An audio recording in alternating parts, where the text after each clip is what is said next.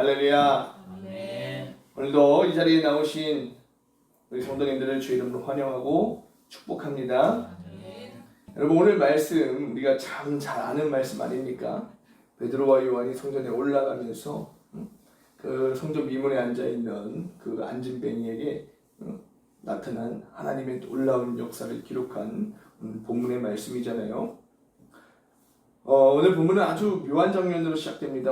오늘 본문 2절 말씀이죠. 나면서 먹고 게 된 이를 사람들이 메고 오니 이는 성전에 들어가는 사람들에게 구걸하기 위하여 날마다 미문이라는 성전문에 두는지라. 아멘. 여러분, 이 한 절 안에 한 사람의 인생이 지금 다 들어있는 거예요. 그는 나면서부터 걷지 못했잖아요. 그의 하루는 늘 똑같았어요. 사람들에게 매여와서 성전 문 앞에 놓이고 또한 손을 내밀고 동전을 받고 그리고 어떻게 합니까? 다시 돌아갑니다. 여러분 잘 보십시오. 그는 성전 안이 아니라 성전 문 앞에 있다는 거죠. 안에서는 기도가 예배가 드려지고 있어요. 하나님을 향한 제사가 이루어지고 있습니다. 찬송이 울려 퍼지고 있어요. 그런데 그는 늘 경계선에 앉아 있다는 거죠. 가깝지만 들어가지 못한다라는 겁니다. 들을 수는 있지만 참여하지 못한다라는 거죠. 성도 여러분, 이게 단지 2000년 전의 이야기입니까? 오늘 우리의 모습은 아닙니까? 교회는 다니지만 삶은 제자리이고 예배는 드리지만 변화는 없고 말씀은 듣지만 실제로 걸어가지는 않으며 기도는 하지만 여전히 묶여있다라는 거죠. 성전문 가까이에 있지만 삶은 여전히 주저앉아 있는 상태다라는 거죠. 제 모습을 돌아볼 때 저 어렸을 때가 그랬던 것 같아요. 저는 모태신앙이잖아요. 성전에 늘 있었지만 하나님을 믿기는 믿었지만 하나님이 계신 것도 믿어졌지만 늘 뭔가 해결되지 않는 문제가 있었어요. 근데 정말로 주님을 만나고 나니까 그 문제가 해결되어졌다는 거죠. 모태신앙인 저도 그랬다라는 겁니다. 내가 이 안진뱅이의 모습이 아니었을까 그런 생각이 들었다라는 거죠. 교회에 오래 앉아있다라고 해서 또한 성전에 우리가 오래 태어날 때부터 이곳에 앉아있다라고 해서 목사의 자녀들이라고 해서 믿음이 보장된 것은 아니다라는 거죠. 여러분 혹시 이런 경험 해보셨습니까? 저는 몇 번 있었던 것 같아요. 휴대폰 배터리가 간당간당 남잖아요. 그럼 어떻게 하죠? 급하게 충전기를 찾고 충전기를 꽂잖아요. 그런데 급한 나머지 꽂아놓고 그냥 딴 일을 보는 거예요. 그리고 안심했어요. 조금 있으면 충전이 되겠지 하고. 그런데 1시간이 지났는데로 배터리를 보니까 충전이 안 된 거예요. 그대로인 거죠. 보니까 전원은 연결되어져 있는데 이 케이블선이 저희 아이들이 잘 쓰잖아요. 살짝 빠져 있었던 거죠. 그러니까 충전이 제대로 되지 않았다라는 겁니다. 거북이에는 붙어 있었던 것 같은데 살짝 떨어져 있어서 충전이 되지 않았다라는 거죠. 우리가 겉으로는 연결된 것처럼 보이지만 정말로 실제 전류가 흐르지 않으면 어떻게 됩니까? 이 배터리는 충전이 되지 않는다라는 거죠. 여러분, 사람도 그래요. 성전 바로 앞에 있어요. 누가 보면 그 안진뱅이는 교회의 모든 것을 알고 있다라고 생각되어지지 않습니까? 그 앞에 앉아있으니까 당연히 누구보다도 나 저 사람 알고 저 사람도 알고 지금 무슨 시간이네 그런 거 다 알 수도 있잖아요. 종교적 환경 안에 있기 때문에. 그런데 하나님 가까이에 있는 것처럼 보일 수도 있어요. 그런데 생명의 능력은 흐르지 않고 있다는 거죠. 성경은 우리에게 이렇게 이야기하고 있습니다. 허물과 죄로 죽었던 너희를 살리셨도다. 성경은 우리를 조금 약한 존재라고 하지 않습니다. 죽었다라고 말하고 있어요. 로마서 7장 18절의 말씀이죠. 내 속 곧 내 육신에 선한 것이 거하지 아니하는 줄을 아노니 라고 말해요. 우리는 노력이 부족한 것이 문제가 아니라 의지의 부족의 문제가 아니라 스스로 일어설 수 없는 존재다라는 겁니다. 이 사람이 왜 앉아 있습니까? 여러분, 이 안진뱅이 왜 앉아 있어요? 너무 게을러서 거기 앉아 있는 겁니까? 아니잖아요. 그 사람이 내 삶은 그러니까 포기해서 거기 앉아 있는 겁니까? 아니죠. 그는 태어날 때부터 걷는 걸 몰랐어요. 걷지 못했다라는 거죠. 우리로서는 도무지 이해가 안 되죠. 우리는 그냥 걸었던 사람들이기 때문에 자연스럽게 아기 때부터 배밀이를 하고 뒤집기를 하고 앉히고 일어서려고 막 부단히 노력해서 걷게 되면서 당연한 듯이 우리가 걸어 다니고 있잖아요. 근데 이 사람은요, 걷는 게 뭔지 모르는 사람이에요. 상상도 못했던 사람. 응? 이것이 바로 죄의 상태다라는 거죠. 죄는 단지 나쁜 행동 몇 개가 아니라 우리를 걷지 못하게 만드는 영적 마비 상태를 이야기하고 있다는 사실입니다. 그래서 하나님은 우리에게 힘내라고 말씀하지 않으세요. 너희들의 의지를 키워라 그렇게 말씀하지 않으시고 하나님은 이렇게 말씀하셔요. 내가 너희를 이렇게 세우겠다라고 말입니다. 이게 바로 하나님의 마음인 줄 믿으시길 바랍니다. 왜냐? 우리는 이 죄를 어떻게 할 수 있는 방법을 모르니까, 할 수 없으니까 하나님이 우리를 일으켜 세우시겠다라고 말씀하고 있는 거죠. 그런데 이 사람이 베드로와 요한을 보고 어떻게 합니까? 손을 내밀고 있어요. 여러분, 그의 기대는 단순해요. 오늘은 좀 더 많이 주겠지. 오늘은 좀 더 많이 주면 안 될 거야. 그런 기대감 아니겠어요? 그는 동전을 기대했어요. 오늘 하루를 버틸 그 돈을 기대했다는 거죠. 그런데 베드로가 말합니다. 본문 6절에 은과 금은 내게 없거니와 내게 있는 이것을 내게 주노니 나사렛 예수 그리스도의 이름으로 일어나 걸으라. 할렐루야. 여기서 우리 하나님의 마음이 드러나는 거예요. 그는 동전을 기대했어요. 하나님은 어떻게 했습니까? 그런데 다리를 주셨다는 거죠. 놀랍지 않습니까? 그는 그저 생존을 기대했어요. 동전을 그냥 얻어서 빵이라도 한 조각 사서 내 끼니를 때우고 삶을 그냥 연명하기 위하여 그냥 그런 늘 기대 없는 소망 가운데 소망도 없는 그런 삶을 그냥 살아가기 위한 어떤 생존을 기대했어요. 그런데 어떻게 하죠? 하나님은 회복을 주셨다라는 거예요. 그는 하루를 원했습니다. 그런데 하나님은요 그에게 인생을 주셨다라는 사실입니다. 어떤 한 사람이 늘 두통에 시달렸어요. 그 사람이 아플 때마다 진통제를 먹었습니다. 그때는 괜찮아졌죠. 그런데 더 참을 수 없게 되어서 병원에 가보니 의사가 말하는 거죠. 환자분, 이건 단순한 두통이 아닙니다. 이것은 원인을 치료해야 합니다. 이렇게 이야기하는 겁니다. 여러분, 진통제는 잠깐 편하게 해줄 수 있잖아요. 잠깐 먹고 안 아프면 그것으로 만족하죠. 하지만 병을 고치지는 못한다는 겁니다. 우리는요, 기도할 때 때로는 진통제를 구할 때가 많다라는 거예요. 주님, 상황만 조금 나아지게 해주세요. 사람만 바뀌게 해주세요. 환경만 좋아지게 해주세요. 그런데 우리 하나님은 말씀하고 계신 거죠. 하나님은 우리의 환경이 아니라 저와 여러분을 바꾸고 싶다라고 말씀하고 있는 줄 믿으시길 바랍니다. 그래서 예레미야 29장 11절의 말씀은 이렇게 말씀합니다. 너희를 향한 나의 생각을 내가 아나니 평안이요 재앙이 아니니라. 너희에게 미래와 희망을 주는 것이니라. 아멘.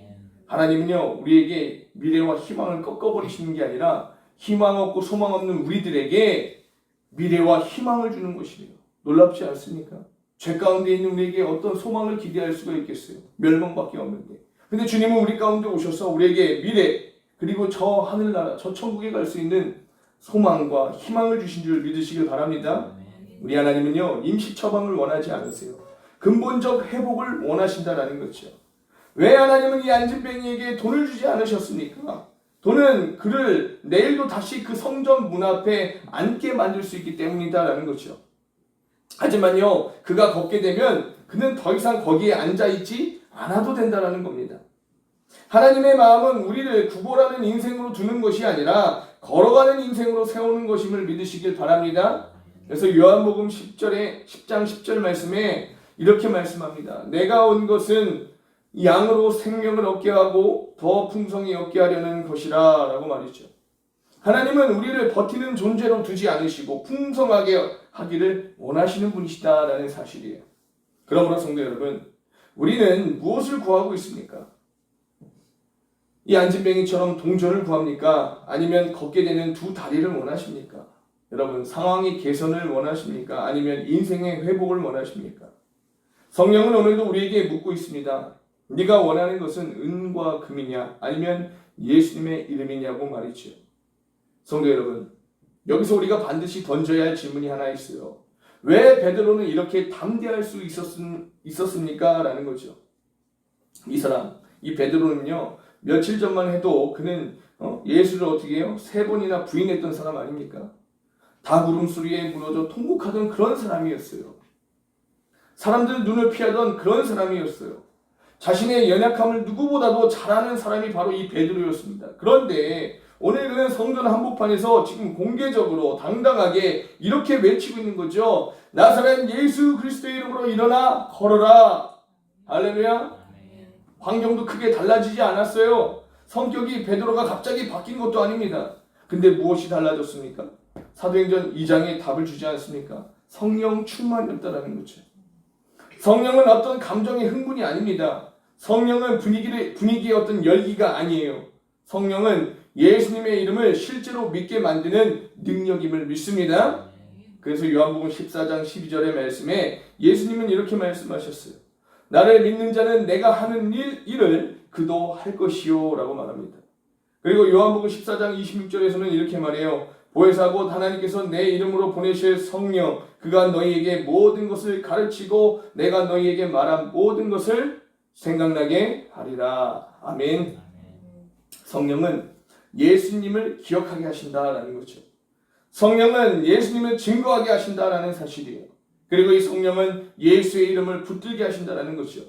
여러분, 베드로가 달라진 이유는 그가 강해졌기 때문이 아니라 붙들어 주시는 성령이 그에게 임했기 때문인 줄 믿습니다. 성령은 우리 가운데 내주하시잖아요. 뭘 갑자기 임했다가 나중에 탁 나갔다가 그런 게 아니라 우리가 예수 믿기로 작정하면서 성령이 우리에게 임하시면 그 성령께서 우리 안에서 계속 내주하시면서 우리 가운데 역사하고 계시는 줄 믿으시길 바랍니다. 여러분, 어떤 한 아이가 수영을 배우는데 물을 아주 무서워해요. 강사가 이렇게 말합니다. 괜찮아, 할 수 있어. 이렇게 이야기해도 무서우니까 어떻게 해요? 몸이 말을 듣지 않는 것이죠. 몸이 굳어버립니다. 그런데 어느 날 그의 아버지가 같이 그를 도와주려고 그 물 안으로 들어오는 거예요. 그러면서 이 아이를 바라보며 이렇게 말하죠. 아빠가 잡아줄 테니까 한번 뛰어봐. 여러분, 물의 깊이가 갑자기 얕아진 것도 아닌데, 그리고 이 아이의 실력이 갑자기 늘어난 것도 아닌데, 다만 하나가 달라졌죠. 잡아줄 분이 있다라는 그 확신, 믿음. 그래서 아이는 어떻게 합니까? 즐겁게 뛰어내리는 거 아닙니까? 베드로가 바로 이렇게 담대했던 이유도 이와 같다라는 거죠. 자신이 강해서가 아니라 붙들어 주시는 성령이 계셨기 때문인 줄 믿습니다. 그래서 디모데후서 1장 7절에 이렇게 말씀합니다. 하나님이 우리에게 주신 것은 두려워하는 마음이 아니요 오직 능력과 사랑과 절제하는 마음이니 라고 말해요. 성령은 두려움을 몰아내고 예수의 이름을 붙들게 하신다는 거죠. 사랑하는 성도 여러분, 오늘 교회가 약한 이유가 무엇입니까? 은과 금이 없어서가 아니다라는 거죠. 예수님의 이름을 실제로 믿지 않기 때문에 그렇다는 거예요. 예수의 이름은 그냥 찬양으로만 부르지만 문제 앞에서 계산이 먼저 나올 때가 많다는 거죠. 기도는 하지만 실제로는 상황을 더 신뢰할 때가 많다는 겁니다. 그런데 이 베드로는 말합니다. 은과 금은 내게 없거니와 그리고 곧바로 손을 내밀죠. 오른손으로 잡아 일으키니 말만 하지 않아요. 손을 내밀었어요. 이 장면이 너무 중요하다는 거죠.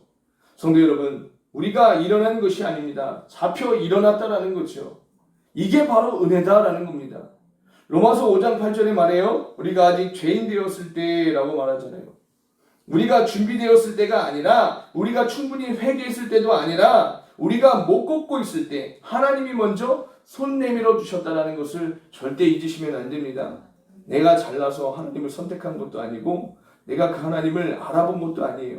하나님이 우리를 손을 잡아 이끄셨다는 것을 잊으시면 안 되는 줄 믿습니다. 그걸 잊는 순간 교만해질 수밖에 없어요.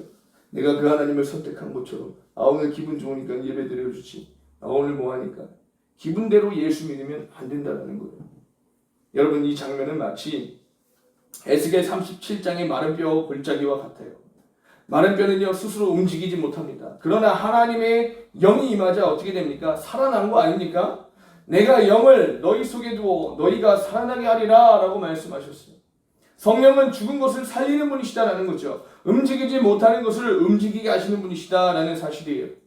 여러분, 어느 중독 상담센터에서 한 남자가 이런 말을 했다고 합니다. 저는 수십 번이고 이렇게 결심했어요. 이 중독으로부터 끊겠다고 말이죠. 하지만 그는 말합니다. 늘 제자리였다라고 말이에요.